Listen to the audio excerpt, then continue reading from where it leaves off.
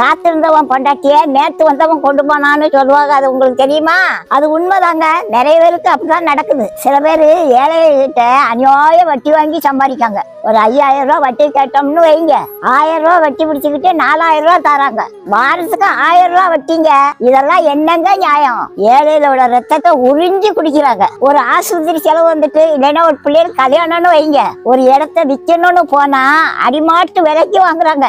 அவங்க சூழ்நிலையை தெரிஞ்சுக்கிட்டு இப்படி அநியாயம் பண்றாங்க. தெய்வத்தோட பார்வையில இது பெரிய தப்புங்க. ஆனா உங்களுக்கு ஒரு உண்மை தெரியுமாங்க? இப்படி அநியாயம் சம்பாதிச்சா உங்க பிள்ளைகளை அனுமதிக்காது. பிள்ளைகள் அதை ஊதாரித்தனமா அழிச்சு போடும். இப்படி அநியாயமா சம்பாதிக்கவங்களுக்கு கடைசி காலத்துல நிம்மதியே இருக்காதுங்க. இதை செய்யறது தெய்வங்க.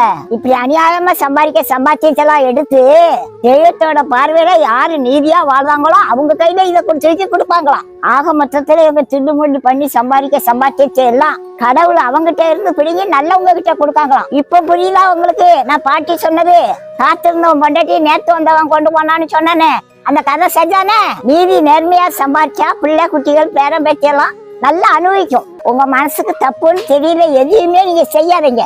நீங்க ஏழையா இருந்து கஞ்சி குடிச்சாலும் பரவாயில்லங்க, உங்க வீட்டுல நிம்மதி இருக்கும், வியாதி இருக்காது. பொன் பொருள் இல்லாட்டாலும் பரவாயில்ல, உங்க பிள்ளைகளே பொண்ணும் பொருளுமா இருக்கும். உங்க குடும்பம் குட்டி மோட்சமாவது இருக்கும். உங்க குடும்பத்துல பரிசுத்தம் நிறைஞ்சி இருக்கும். தெய்வமே உங்க கூட குடியிருப்பாருங்க. இதை விட வேற என்னங்க வேணும் வாழ்க்கையில? பாட்டி சொல்லுத கவனமா கேட்டு நீங்க நம்புங்க, நீங்க நல்லா இருப்பீங்க.